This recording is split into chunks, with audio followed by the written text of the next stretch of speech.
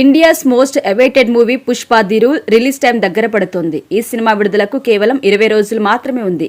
ఈ నేపథ్యంలో movie team post production పనుల్ని వేగవంతం చేసింది. తాజాగా ఈ సినిమాకి సంబంధించి డబ్బింగ్ పనులు కూడా స్టార్ట్ చేసింది. హీరోయిన్ రష్మిక పుష్ప 2 డబ్బింగ్ తో బిజీగా ఉంది. ఈ మేరకు డబ్బింగ్ స్టూడియోలో దిగిన ఫోటోని తన సోషల్ మీడియాలో షేర్ చేసింది.